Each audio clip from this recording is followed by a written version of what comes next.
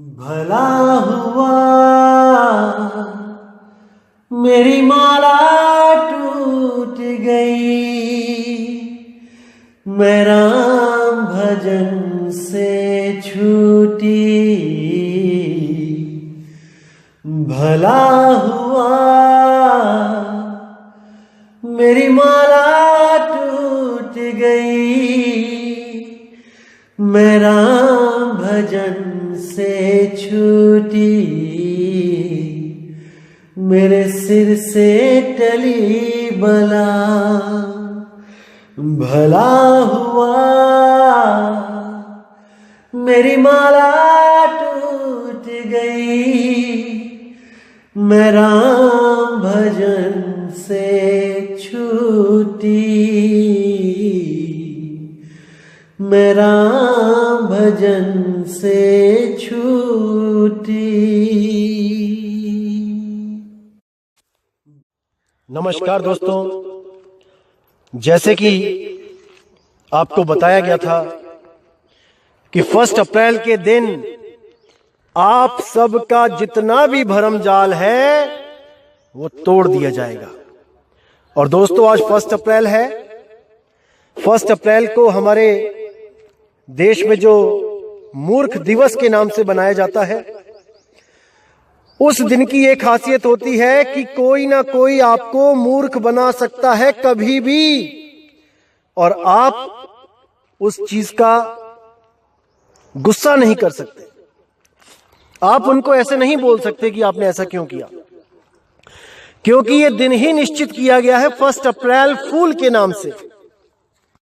लेकिन इस दिन जो जीव जागृत अवस्था में रहता है, मतलब कि जो ये याद रखता है कि आज 1 अप्रैल फूल है, वो छोटी छोटी बातों में भी पूरा विवेक लगा देता है कि कहीं उसको सामने वाला कोई मूर्ख तो नहीं बना रहा है। जैसे बच्चे आपस में करते हैं, किसी के पापा फौज में हैं तो एकदम वो फोन करेगा किसी को, अपने भाई को, भैया जल्दी घर आ जाओ, पापा आ गए हैं। और वो बेचारा भागा भागा आता है और देखता है घर में कोई पापा नहीं आए। तब उसको क्या बोला जाता है कि 1 अप्रैल फूल, तुमको मूर्ख बना दिया गया है, तुम मूर्ख बन चुके हो। तब अपनी नादानी पर उस जीव को, उस बच्चे को हंसी भी आती है और दुख भी होता है कि मैं इतना प्लेग्राउंड में खेल रहा था, इतना मजे में था, लेकिन मुझे घर वालों ने पापा के नाम पे बुला लिया और मेरा सारा मजा किरकिरा हो गया और यहां पर मुझे पापा भी नहीं मिले। तो दोस्तों, इसी तरह कुछ धर्म गुरु भी आपको मूर्ख बनाने में लगे हुए हैं। ये स्वयंभू धर्म गुरु जो केवल और केवल मूर्ख बनाकर आप लोगों पे राज करते हैं, केवल मूर्ख बनाकर। तो दोस्तों, आज उम्मीद करूंगा कि ये मूर्ख दिवस इन लोगों का आखिरी मूर्ख दिवस होगा, किसी को मूर्ख बनाने का, और आप लोगों का भी ये आखिरी मूर्ख दिवस होगा धर्म के नाम पे, परमात्मा के नाम पे मूर्ख बनने का। अगर आज का सत्संग आपने पूरे विवेक से सुन लिया तो मेरे भाई, इस दुनिया में ऐसा कोई नहीं होगा जो आपको मूर्ख बना पाए। लेकिन अगर आपने इसको समझने के बाद भी नहीं समझा, केवल कुछ दुनियावी लाभ के चलते इस सत्संग से किनारा कर दिया, इसको नहीं समझा, तो मेरे भाई 84 लाख की जेल आपका इंतजार कर रही है और आपको वहां से बचाने वाला इस दुनिया में कोई पैदा नहीं हुआ। क्योंकि अगर मूल ज्ञान सुनने के बाद भी आपके भ्रम खत्म नहीं हुए, तो इस अखिल ब्रह्मांड में ऐसा कोई नहीं है जो आपके इन भ्रम जाल का नाश कर सके। केवल और केवल ये मूल ज्ञान के द्वारा ही नष्ट हो सकता है मेरे भाई। नहीं तो सब के सब आपको केवल भरमाने के लिए ही बैठे हुए हैं। शिकारी जाल लगा के बैठा है। अब ये आपने देखना है कि शिकार होना है कि नहीं, किसी का शिकार बनना है कि नहीं, ये आपने देखना है। शिकारी बहुत चालाक है मेरे भाई, बहुत चालाक है। आपको शिकारी से भी 2 कदम आगे सोचना पड़ेगा, तब आप उसके जाल से बच सकते हो, नहीं तो नहीं बचोगे मेरे भाई, नहीं बचोगे। तो दोस्तों, कई लोगों ने जो हमारे इस ज्ञान को प्रचार करने के लिए लोगों को सत्संग शेयर किए, उनको समझाने की कोशिश करी। अच्छा लगा मुझे कि लोगों ने खूब ज्ञान समझा, खूब अच्छी तरह समझा, लेकिन कहीं ना कहीं उनके मनों में एक चीज खटक रही है, वो है 12वां दरवाजा। कि ये 12वां दरवाजा क्या है? मदन साहिब के जो पंथ वाले हैं वो कहते हैं 10वां द्वार गुप्त है, ब्रह्मरंध्र है ठौर, तहावा सुरती लिप्त करो देह तजो फिर और। अरे ये तो 10वें द्वार की बात करते हैं और गरीबदास जी तो 12वें द्वार की बात करते हैं। यहां पर आकर बहुत बड़ी कंफ्यूजन उनके सामने आ जाती है। ज्ञान पूरा समझ में आ गया है, हर चीज क्लियर है, लेकिन केवल ये 12वां दरवाजा रोड़ा बना हुआ है आगे बढ़ जाने के रास्ते में, केवल और केवल ये 12वां द्वार। वरना सबके सब इस कालदूत के पंथ को छोड़ के, इस 12वें कालदूत के पंथ को छोड़ के 13वें पंथ में शामिल हो जाएं, लेकिन ये 12वां द्वार उनको आगे जाने नहीं दे रहा है। तो दोस्तों, आज इस 12वें द्वार पे ऐसा ताला लगाया जाएगा कि जिंदगी में कभी कोई आपको 12वें द्वार के नाम पे भ्रमित नहीं कर पाएगा, नहीं कर पाएगा। अगर आप में 1% भी बुद्धि विवेक हुआ तो, वरना कोई ना कोई आएगा आपको 12, 13, 14, 15, 16, 17, 20वें, 25वें, 100वें द्वार तक को बता के, भरमा के आपको इस काल के मुंह में ले जाएगा, इस 84 के चक्कर में डाल देगा और आप बिल्कुल भी नहीं समझ पाओगे कि आपके साथ क्या बना, कहां आपको धोखा मिला है। तो दोस्तों, आज आपको इस 12वें द्वार का जो भरम जाल है आज तोड़ा जाएगा। पूरे विवेक के साथ इस सत्संग को सुनना मेरे भाई। साहिब बंदगी सतनाम। तो क्या कहती है वाणी? ये कबीर साहब की वाणी है, बहुत प्यारी वाणी है, और इस पर पूरा विवेक लगाना पड़ेगा, विचार करना पड़ेगा आपको, तब आपके बिल्कुल क्लियर हो जाएगा आपको कि ये 10वां द्वार, 11वां द्वार, 12वां द्वार ये क्या होता है।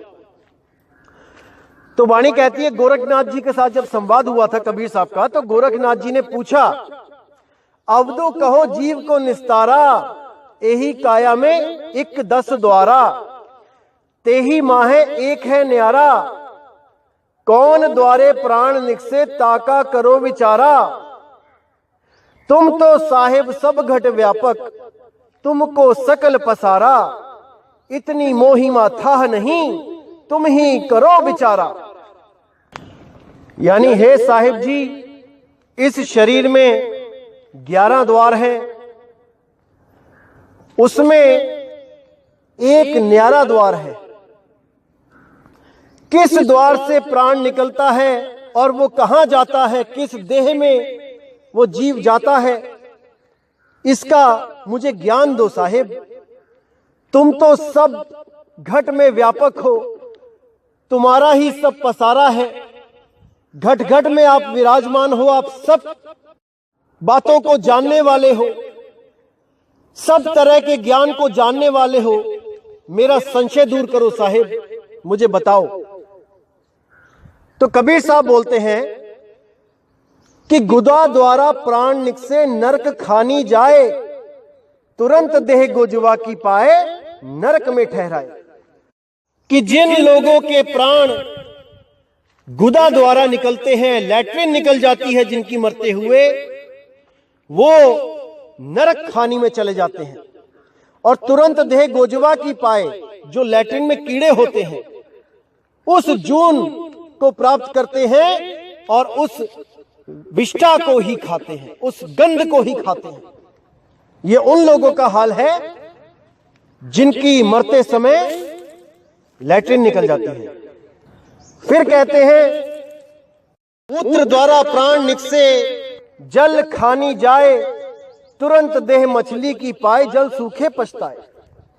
अगर अंत समय में पेशाब निकल जाता है तो वो जीव पानी में जलचर मछली बन के जन्म पाता है और जल सूख जाने पर तड़प तड़प कर अपने प्राण त्याग देता है। तो आगे कहते हैं, मुख द्वारा प्राण निकले अन्न ढेरी जाए, तुरंत देह सो घुन की पाए, अन्न में ठहराए। जिन लोगों के मरते हुए मुंह खुला रह जाता है, जीभ निकल आती है बाहर को, वो लोग अन्न में चले जाते हैं। जैसे आपने देखा होगा, आप गेहूं चावल खूब डब्बों में भर भर के रखते हो, उसको नहीं भी खोलते हो तब भी बिना खोले उसके अंदर कीड़े पड़ जाते हैं। कैसे पड़ जाते हैं? ये कोई डालने जाता है क्या? अपने आप ही पैदा हो जाते हैं। तो ये वो हैं भाई जिनके प्राण मुख से निकले, जिनकी जीभ निकल आई मरते हुए। तो आगे कहते हैं, श्वासा द्वारे प्राण निकले गर्भ खानी जाए, जहां देखे गर्भ खाली तहां जाए समाए।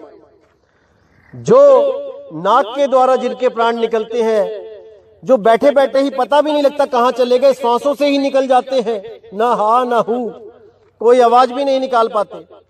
जैसे आप पूरा प्राण निकाल दो नाक में से, पूरी हवा नाक से बाहर निकाल दो, पेट खाली कर दो, उसके बाद बोल के देखो, बोल भी नहीं पाओगे, आवाज भी नहीं निकलेगी, क्योंकि वायु से ही आवाज निकल रही है। जितने शब्द बन रहे हैं वायु से ही बन रहे हैं। यही वायु के द्वारा होठ कंठ जीभ लगा के उसको आकार दिया जाता है। तो कहते हैं, श्वासा द्वारे प्राण निकसे गर्भ खानी जाए, जहां देखे गर्भ खाली तहां जाए समाए। यानी जो जानवरों के गर्भ में बैल, बकरा, कुत्ता, ऊंट, हाथी, गीदड़, शेर, सियार, इन लोगों के गर्भ में, इन जीवों के गर्भ में वो वास पाता है और 84 में भटकता है। फिर कहते हैं, चक्षु द्वारा प्राण निकले अंड खानी जाए, तुरंत देह पक्षी की पाए, स्वर्ग में मंडराए। जो भी आंखों से प्राण जिनके निकलते हैं, आंखें बाहर को आ जाती हैं, आंखें खुली रह जाती हैं अंत समय में, वो लोग अंडों में जाते हैं। कोई चील के अंडे में चला गया, कोई कबूतर के अंडे में चला गया, कोई कौवे के अंडे में चला गया, और वहां पर जाके पक्षी की देह को पाके स्वर्ग में मंडराए। स्वर्ग यानी ऊपर जो आसमान दिखाई दे रहा है वो स्वर्ग लोक है। जो नीचे धरती है वो मृत्यु लोक है, और जो नीचे धरती के अंदर है वो पाताल लोक है। तो इसी तीनों लोकों में ये जीव भटकता रहता है जब तक उसको उसका असली द्वार ना मिल जाए। तो फिर कहते हैं, श्रवण द्वारा प्राण निकले भूत खानी जाए, देह धरी वह विदेह दर से रूखे में लपटाए। यानी जो लोग कानों के द्वारा निकलते हैं उनकी बहुत दर्दनाक मौत होती है, चीखते चिल्लाते मरते हैं, और उनको ये स्थूल देह भी नसीब नहीं होती। वो सूक्ष्म शरीरों में भटकते फिरते हैं एक पेड़ से दूसरे पेड़ पर। जैसे आपको पुरानी कहानियों में भी बताया जाता था कि जो भूत प्रेत होते हैं वो पीपल के पेड़ पे, बरगद के पेड़ पे होते हैं, आम के किसी पुराने पेड़ पे होते हैं। इसी तरह ये लोग जो कान से निकलते हैं, ये पेड़ पेड़ पे भटकते फिरते हैं, लोगों को परेशान करते हैं, और इनसे छुटकारा पाने के लिए बहुत से लोग इन अघोरी बाबाओं के चक्कर में पड़ जाते हैं, इन भूत प्रेत निकालने वाले लोगों के चक्कर में पड़ जाते हैं और हजारों लाखों रुपए बर्बाद करके महादुख पाते हैं, लेकिन फिर भी वो इनसे निजात नहीं पा पाते हैं। इन प्रेतों के चक्कर में सारी उम्र भ्रम में ही पड़े रहते हैं और अपना अनमोल जीवन नाश कर लेते हैं। जहां भी कोई कहता है कि उस बाबा के पास चले जाओ, उस बाबा के पास चले जाओ, वहां वहां धक्के खाते हैं, लेकिन फिर भी इस चीज से आजाद नहीं हो पाते हैं, क्योंकि ये भरम भूत सकल जग खाया। ये भरम भूत है भाई, ये ऐसे पीछा नहीं छोड़ता है। ये तब छोड़ता है जब आप सत्य शब्द में स्थिर हो जाते हो, जब आप सच्चे नाम का सिमरण शुरू कर देते हो, तब कोई भूत प्रेत आपके निकट नहीं आ सकता। लेकिन आपको पूरा विश्वास करके सिमरण करना पड़ेगा भाई, पूरा विश्वास करके। अगर 1% भी शंका होगी कि ये सिमरण करके ये बाधा हटेगी कि नहीं हटेगी, तो मेरे भाई नहीं हटेगी, क्योंकि आपके मन में 1% भी भ्रम है तो ये भ्रम भूत आपको दबोच लेगा। इसीलिए मैं हर बार कहता हूं कि 100% होके आओ भाई, जिसने भी आना है। अब कहते हैं 10वें द्वारे प्राण निकले राज खानी जाए, और कुछ देर राज भोगे फिर पाछे पछताए। जो लोग 10वें द्वार से निकलते हैं, अब यहां पे दोस्तों एक चीज क्लियर करना चाहूंगा मैं, कुछ पंथ ऐसे हैं जो 10वें द्वार को ही क्या बता देते हैं, त्रिकुटी, दोनों आंखों के बीच में जो सुषमना नाड़ी है, इंगला पिंगला सुषमना, उसी को ही 10वां द्वार बता देते हैं। ये महामूर्खता है मेरे भाई, वो 10वां द्वार नहीं है, वो असली 10वां द्वार नहीं है, वो काल के द्वारा बनाया गया नकली द्वार है, जिसमें वो सबको भेजता है, सबको, किसी को नहीं बख्शता। उसी को गुप्त दरवाजा बताकर इंगला पिंगला सुषमना में एक अनंत सफर के लिए इस जीव को भेज देता है। ये एक ऐसी भूल भुलैया है कि जो जीव एक बार चला गया वो भाई निकल नहीं सकता, नहीं निकल सकता। तो जो भी जीव इसमें जाता है, अंत समय में वो क्या करता है, वो प्राणों को इकट्ठा करके त्रिकुटी में से जाता हुआ ऊपर असली जो 10वां द्वार है उसको तोड़ता हुआ ऊपर ब्रह्मांड में चला जाता है। मैं फोटो शेयर करूंगा, आप ध्यान से देख लेना कैसे जीव इस 10वें द्वार को तोड़ता हुआ ऊपर चला जाता है और दोबारा इसी 84 में वापस आ जाता है। जो लोग प्राण योग करते हैं वो भी यही काम करते हैं, सारे प्राण को इकट्ठा करके अंत समय में ऊपर की तरफ चढ़ाकर असली जो 10वां द्वार है उसको तोड़कर आगे निकल जाते हैं और ब्रह्मांड की सैर करके दोबारा किसी गर्भ में चले जाते हैं। आप इस फोटो में बहुत अच्छी तरह देख सकते हैं कि कैसे 10वें द्वार को तोड़कर जीव बाहर निकल गया है और ब्रह्मांड की सैर कर रहा है। इसीलिए हिंदू धर्म में जब कोई मर जाता है तो उसके सिर पे लकड़ी से वार करते हैं, ठोक देते हैं, सिर को तोड़ देते हैं ताकि वो जीव इस द्वार से बाहर निकल जाए।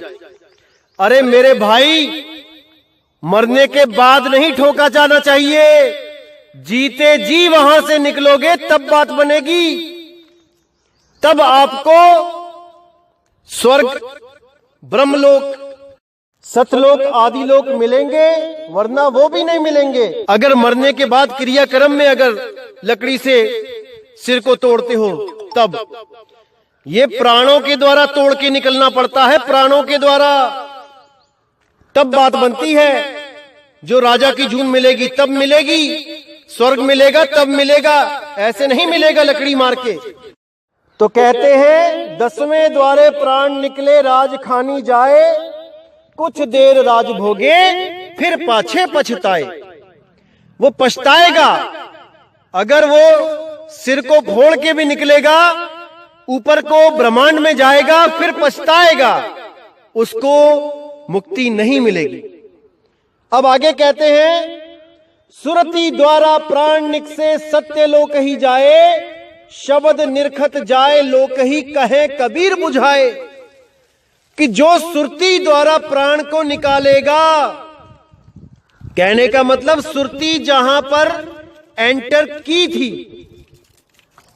उसी स्थान से जब सुरती वापस उसी शब्द में चली जाएगी जहां से वो जुदा हुई थी, इसी को सत्यलोक कहते हैं, इसी को शब्द का लखाव कहते हैं, इसी को शब्द की प्राप्ति कहते हैं। मेरे भाई, शब्द गुरु से बिछड़ी थी, शब्द गुरु में ही समा जाएगी।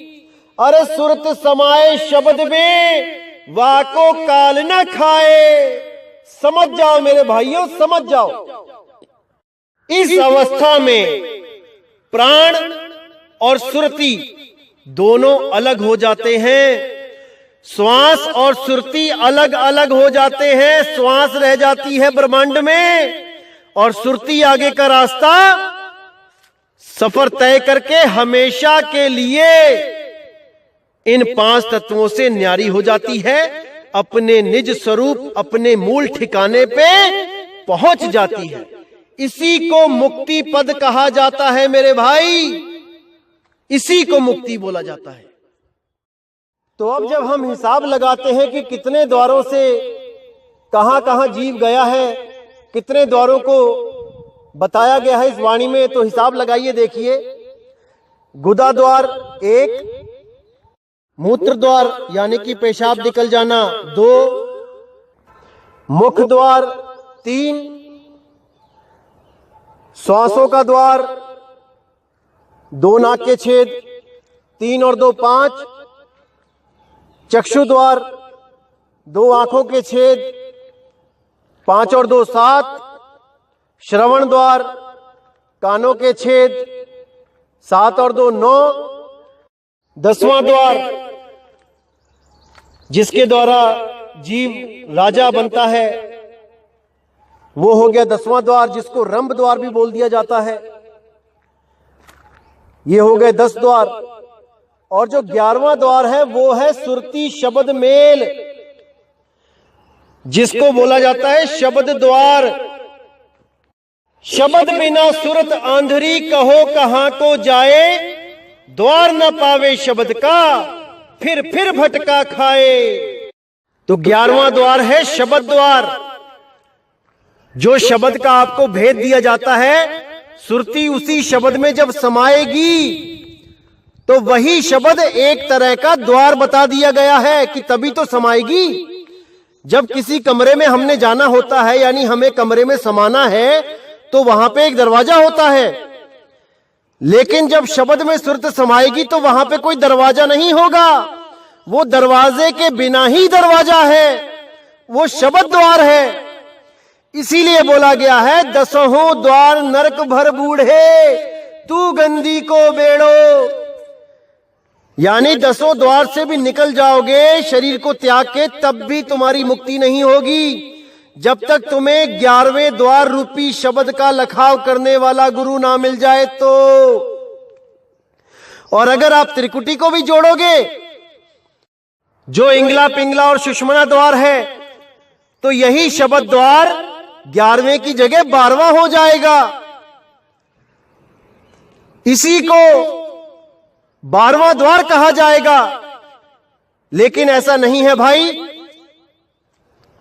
इंगला पिंगला सुषमना को 10वां द्वार नहीं कहा जाता है, उसको तीसरा तिल शिव नेत्र कहा जाता है, जिसके खुल जाने पर जीव भस्म हो जाता है।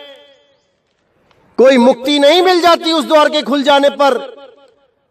ये इशारा बताया भी गया है कि जब शिव जी का तीसरी आंख खुल जाती है तो जीवों का नाश हो जाता है। इसी तरह अगर आपका सुषुम्ना द्वार खुल गया तो आपका नाश हो जाएगा मेरे भाई, नाश। और ये जितने भी प्राण योगी गुरु हैं ये सब सुषुम्ना द्वार खोलने में ही तो लगे हैं। ये जीवों को यही तो समझा रहे हैं कि इस दरवाजे को खोल लो, इसी में रास्ता है। रास्ता शाहरग में है जाना के आने के लिए।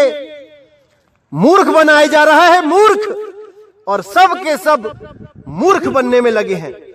अरे इस दरवाजे को खोलोगे, शिव नेत्र को खोलोगे तो भस्म हो जाओगे, नाश हो जाएगा, नाश।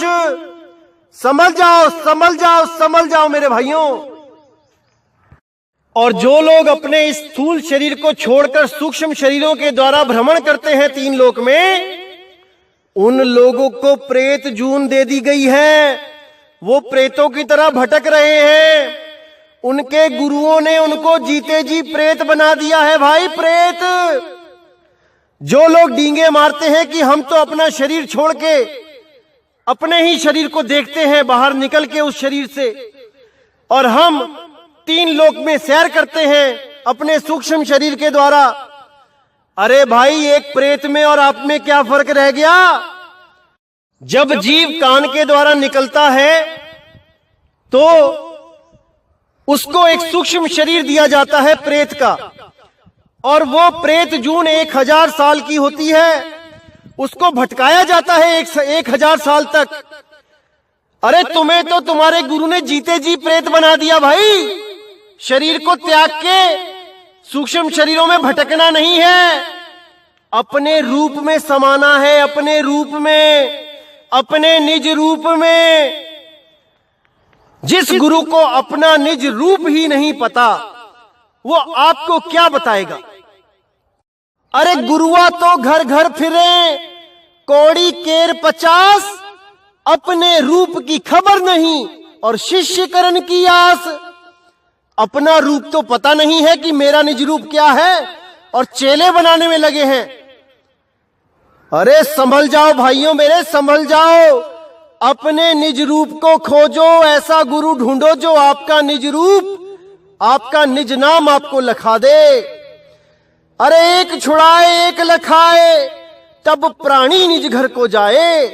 सोई गुरु पूरा कहाए, जो 2 अक्षर का भेद बताए। 2 अक्षर बोला है, 2 शब्द नहीं बोला है कि ओम और सोहम को रटने लग गए 2 शब्द बना के। 2 अक्षर, एक आत्म अक्षर और एक 52 अक्षर। 52 अक्षर को छुड़वाए, आत्म अक्षर को लखाए। जब तक ना चीनोगे आत्म, तब तक ना मिली है परमात्म। भाई वो परमात्मा नहीं मिलेगा जब तक आपने अपने आत्म स्वरूप आत्म राम को नहीं जाना, नहीं मिलेगा वो। तो जब मैंने पहली बार इस 12वें पंथ के कालदूत के द्वारा जो ये पिंड अंड ब्रह्मांड का चित्र बनाया गया था, जब मैंने पहली बार इसको देखा तो आप यकीन नहीं करेंगे, मुझे इतनी हंसी आई कि मैंने बोला ये कौन आ गया भाई, जिसने 3 बेडरूम, लैट्रिन, किचन, बाथरूम का नक्शा बना के रख दिया।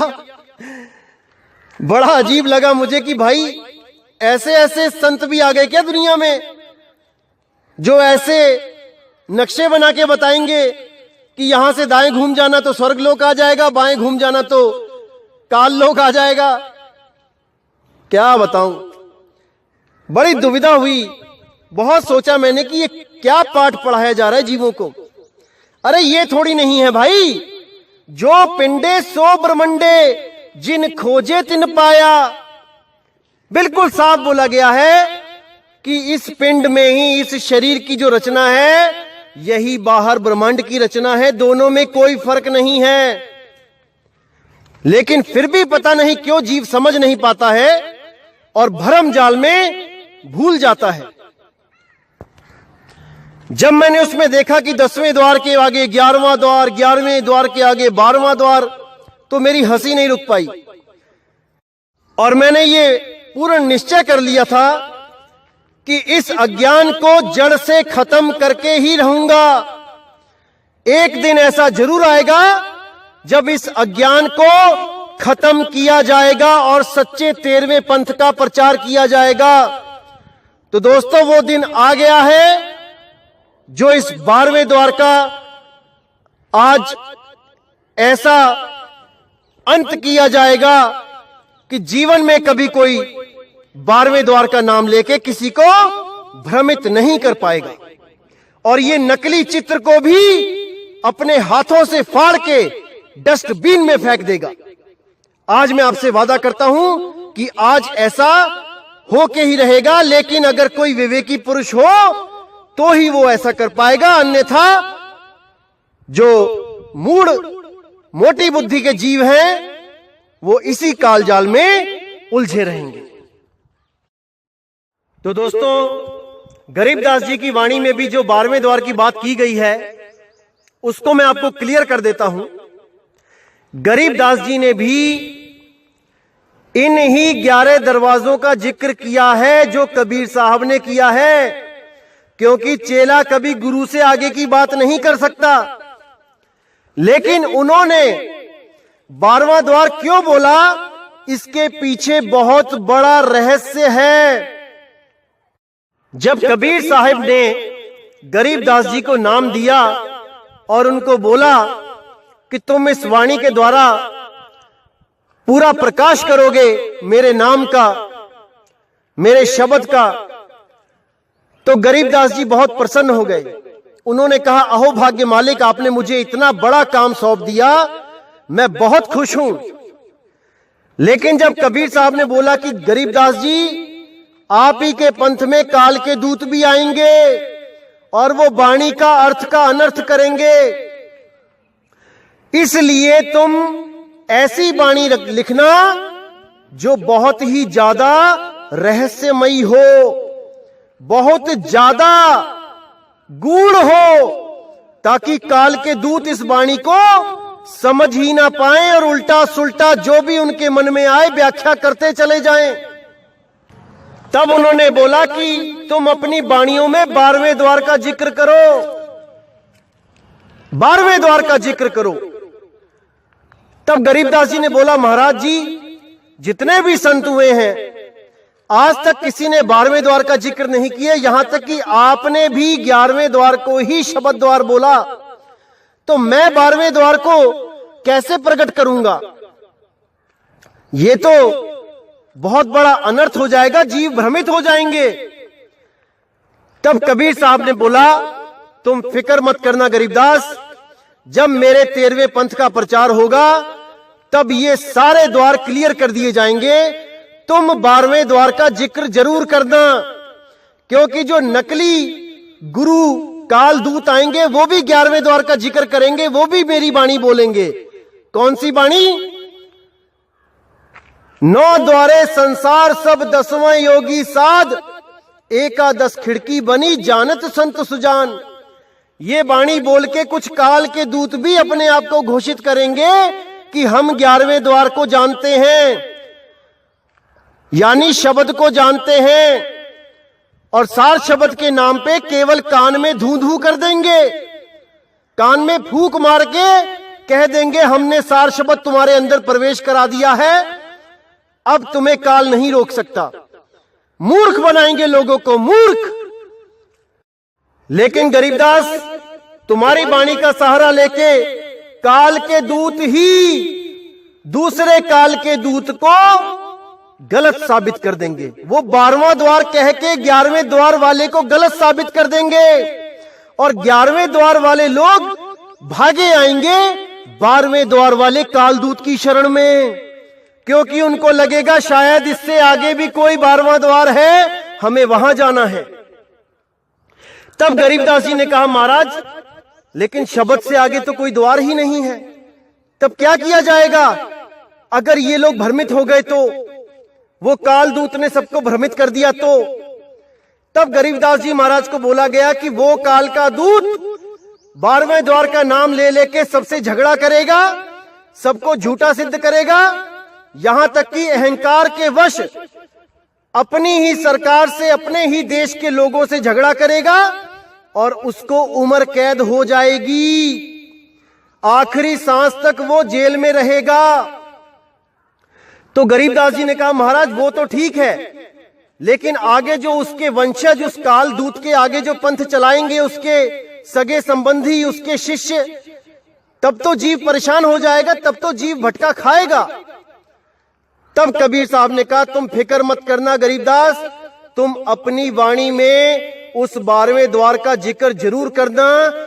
जब मेरे असली 13वें पंथ का प्रचार होगा तब वो प्रचारक हर चीज क्लियर कर देगा। क्या होते हैं 10वें द्वार, क्या होता है 11वां द्वार, क्या होता है 12वां द्वार, वो सब बता देगा। वो ये बता देगा कि 12वां द्वार और कुछ नहीं भाई, कोई ब्रह्मांड में, कोई आसमान में नहीं है भाई, कि 10वें के बाद आगे 11वां द्वार मिलेगा, फिर आगे 12वां द्वार मिलेगा, फिर आगे कोई कुछ और मिलेगा। वो ये क्लियर कर देगा कि 12वां द्वार ही नाभि द्वार है, जिसके द्वारा बच्चे को खाना पीना सांस मिलती है गर्भ के अंदर, वही वो 12वां द्वार है, और कोई आसमान में नहीं है 12वां द्वार। तब गरीबदास जी ने बोला कि महाराज जी उसकी बात का यकीन कौन करेगा, कौन समझेगा उसकी बात को।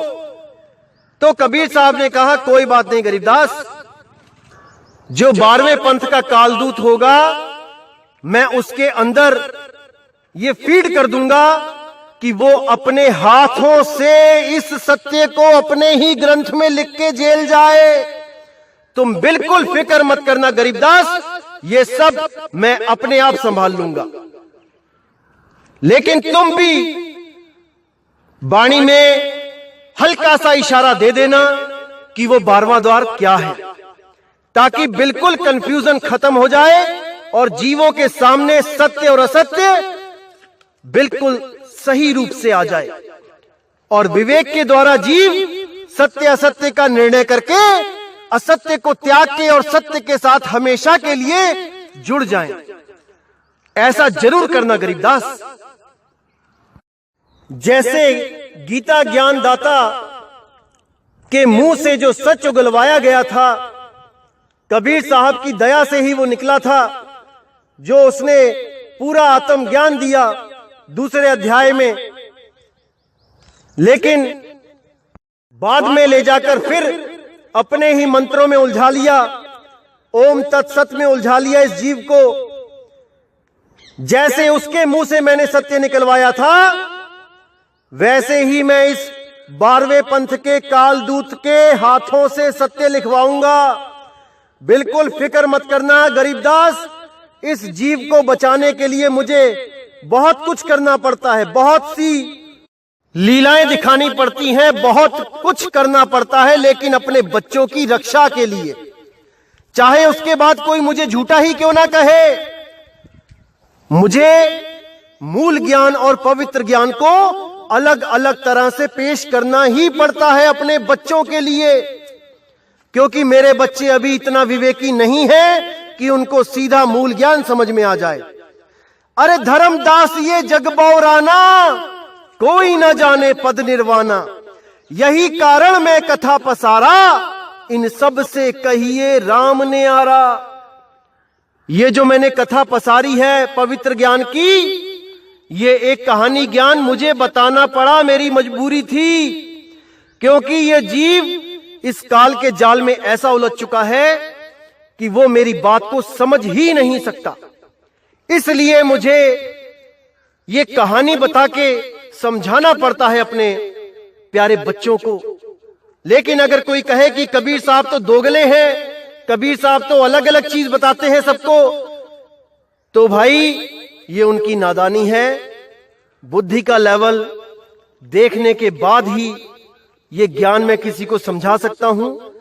ये ज्ञान मोटी बुद्धि में नहीं आता धर्मदास, गरीबदास। इसीलिए ये कहानी ज्ञान बहुत जरूरी है कुछ कंसेप्ट्स क्लियर करने के लिए। लेकिन कहानी ज्ञान से मुक्ति नहीं मिलती, मुक्ति तो मूल ज्ञान में आके ही मिलेगी भाई। इसलिए पहले कहानी ज्ञान को समझो, इस पवित्र ज्ञान को समझो, उसके बाद मूल ज्ञान की तरफ बढ़ जाओ, तभी आपको मुक्ति मिलेगी। अन्यथा आप यहीं जन्म मरण 84 में भटकते रहोगे। इसी अटपटी वाणी का इशारा गरीबदास जी ने अपनी वाणी में भी दिया कि हमरी गाई गाएगा, 3 लोक में धक्के खाएगा। कोई भी संत अपनी वाणी को ऐसे नहीं बोलता कि मेरी वाणी गाओगे तो 3 लोक में धक्के खाओगे। ये केवल इसलिए बोला क्योंकि मेरी वाणी गाएंगे तो सब, लेकिन वो भेद किसी को नहीं पता होगा, इसलिए उन्होंने ये इशारा दिया। उनकी वाणी का भेद केवल और केवल 13वें पंथ के प्रचारक के पास होगा, और सब जितने भी कालदूत हैं वो सब इस 12वें द्वार के चक्कर में ही उलझ जाएंगे। सब यही सोचते रहेंगे कि 10वें के बाद 11वां, 11वें के बाद 12वां आएगा। यहां तक कि उस कालदूत को भी खबर ना रहेगी कि परमात्मा ने उससे उसी के ग्रंथ में क्या लिखवा दिया है, और वो भी सबको 12वां करके भ्रमित करता रहेगा। और जैसे ही 13वें पंथ का प्रचार शुरू होगा, उस कालदूत की हर चाल को एक्सपोज कर दिया जाएगा, जग जाहिर कर दिया जाएगा, और ये खोल के बता दिया जाएगा कि वो 12वां द्वार और कुछ नहीं भाई, वो नाभि द्वार है। नाभि द्वार, जो हमारे पेट में नाभि द्वार है, जिसको बच्चा पैदा होते ही काट दिया जाता है, उस नाल को जो बच्चे को हवा पानी सब कुछ अंदर पहुंचाती है, क्योंकि वो द्वार अंदर की तरफ खुलता है, उस द्वार के बारे में सब बता दिया जाएगा। और इसका प्रमाण उस 12वें पंथ के कालदूत के ग्रंथ में भी दिखाया जाएगा। तो आप देखेंगे 12वें पंथ के जो कालदूत की जो हस्तलिखित जो एक ग्रंथ है, उसमें जो अध्याय है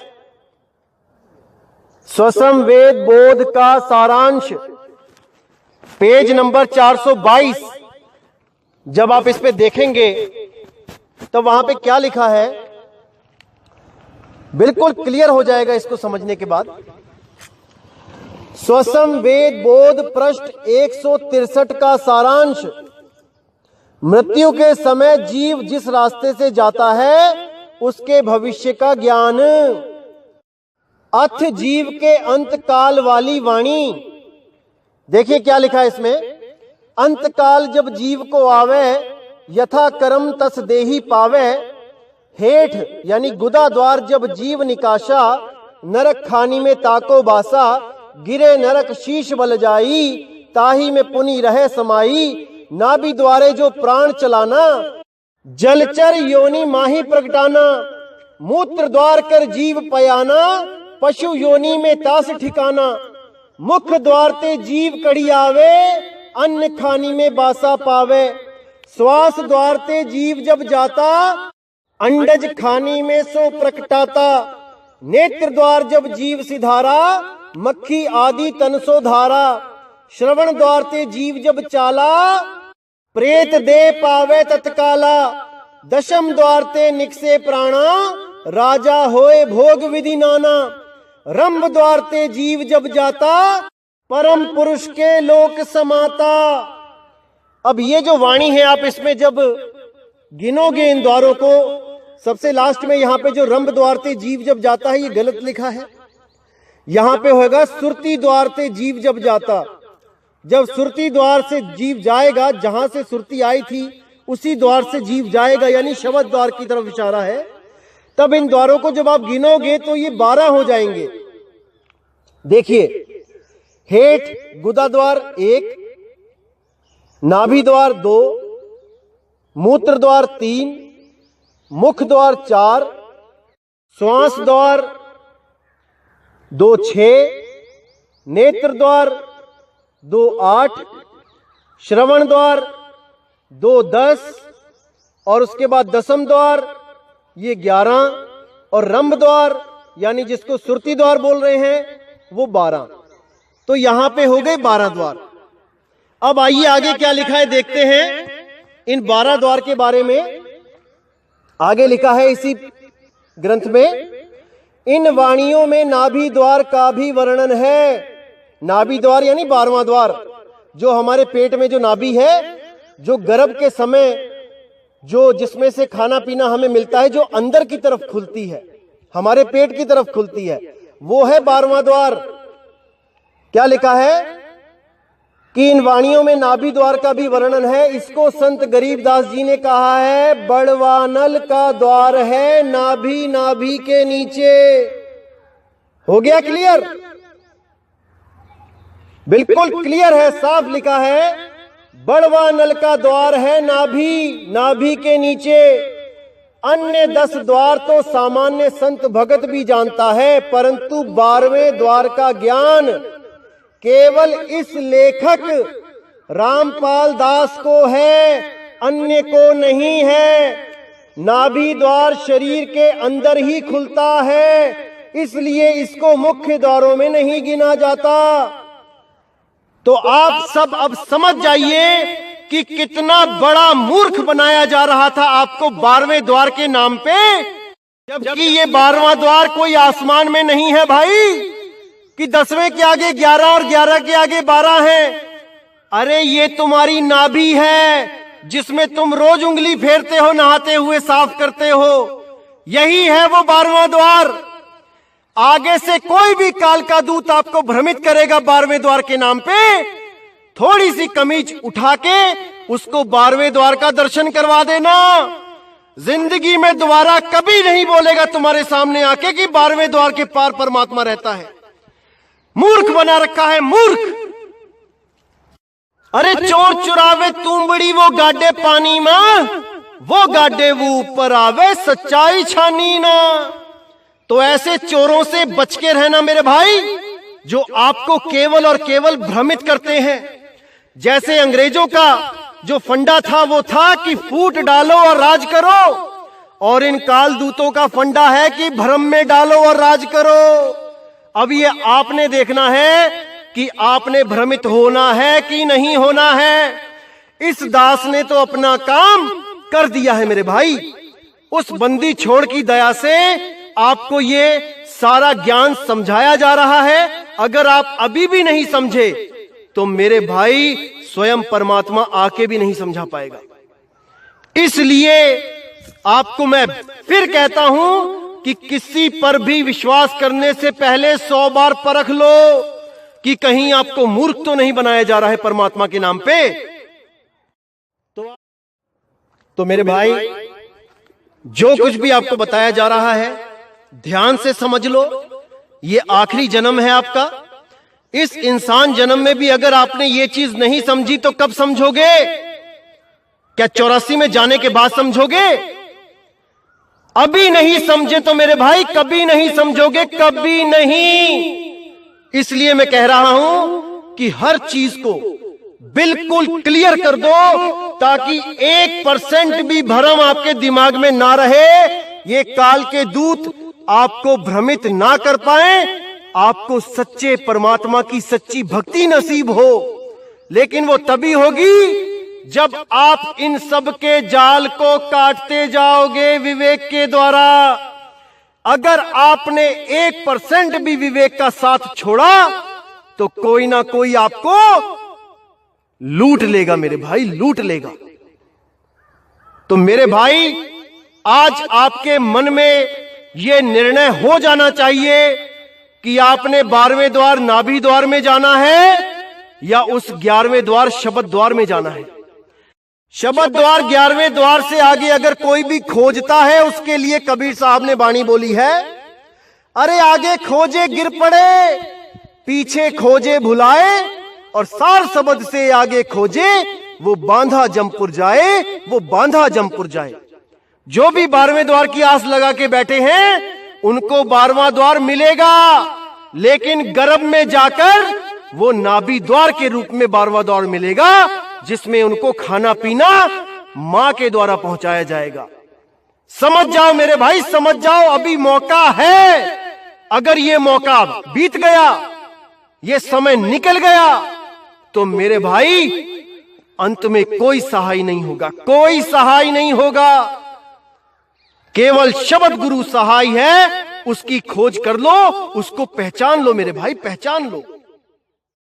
तो दोस्तों, इसी के साथ आज का सत्संग मैं समाप्त करता हूं और पूरी उम्मीद करता हूं कि आज आपका ये 12वें द्वार का जो भरम भूत आपके पीछे पड़ा था, आज आपका पीछा छोड़ देगा। ये भरम जाल जिसमें आप जी रहे थे 12वें द्वार के सपने ले लेके, आज उस 12वें द्वार पे हमेशा के लिए ताला जड़ दिया जाएगा। अब उस 12वें द्वार का जिक्र कभी ना हो, यही मैं चाहता हूं, ताकि आप भ्रमित ना हो पाओ। कोई भी आपको 12वें द्वार की बात करता है, यही सत्संग सुना देना, ये पेज दिखा देना, यही उसके अज्ञान के गाल पे करारा तमाचा होगा मेरे भाई। बहुत मूर्ख बन लिए, अब और नहीं, और नहीं, और नहीं मेरे भाई। तो अब मुझे विदा दीजिए और आने वाले सत्संगों में जितना भी भरम आपके दिमाग में है, वो सब का सब खत्म कर दिया जाएगा। एक एक चीज क्लियर कर दी जाएगी मेरे भाई, एक एक चीज। बस आप सत्य का साथ दो, विवेक के द्वारा अपने जीव का कल्याण करो। किसी की फालतू बातों में आने की जरूरत नहीं है। कोई आपको काल के नाम से डराता है तो उसको बोलो कि भाई, जिस पर हाथ साईं का है उसका काल कुछ नहीं बिगाड़ सकता, कुछ नहीं बिगाड़ सकता। अरे जाको राखे साईया, मार सके ना कोई। आप बिल्कुल फिक्र मत करो, बंदी छोड़ आपके साथ है। बंदी छोड़ का मूल ज्ञान समझो मेरे भाई। सत्य नाम को जान लो, सत्य नाम को पकड़ लो। सत्य नाम ओम सोहम नहीं है, सत्य नाम स्वयं बंदी छोड़ सतगुरु कबीर है। अरे सत्य नाम पाए जो वीरा, संग रहूं मैं दास कबीरा, संग रहूं मैं दास कबीरा। तो मेरे दोस्तों, इस अपने भाई को अब विदा कीजिए। और मैं समझता हूं कि आज का सत्संग सुन के कई लोगों को बहुत गुस्सा भी आ रहा होगा मेरे ऊपर कि अरे इतना बड़ा जाल हमने बिछाया था जीवों को फंसाने के लिए और इसने सारे का सारा काट दिया। तो भाई दुख तो होगा, लेकिन परमात्मा ने जो मुझे ड्यूटी दी है उसको तो मैंने निभाना ही है मेरे भाई। तो इसलिए गुस्सा मत करो, अपने अपने जीव का कल्याण सोचो, क्योंकि तुम लोग भी नरक में ठोके जाओगे भाई अगर सच्ची भक्ति नहीं करोगे। तो आज जो पैसा इकट्ठा कर लिया है सब लोगों ने परमात्मा का नाम ले लेके, ये पैसा तुम्हें बचा नहीं पाएगा। जिस दिन तुम्हारे सिरहाने काल खड़ा होगा आके, उस दिन तुम्हारी वो दुर्गति होगी कि लहर अबदाना। उससे पहले पहले मूल ज्ञान को समझ लो और अपना कल्याण कर लो मेरे भाइयों। सब एक ही मालिक के बच्चे हैं, सबको उस मूल ज्ञान की शरण में आना चाहिए और हर भ्रम से बाहर निकल जाना चाहिए। तो इसी के साथ दोस्तों मुझे विदा करो। जय गुरु बंदी छोड़ वैराग साहिब, जय गुरु बंदी छोड़ मदन साहिब, जय गुरु बंदी छोड़ सतगुरु सत्य कबीर साहिब की सदा ही जय हो, सदा ही जय हो मेरे मालिक की। साहिब बंदगी सतनाम।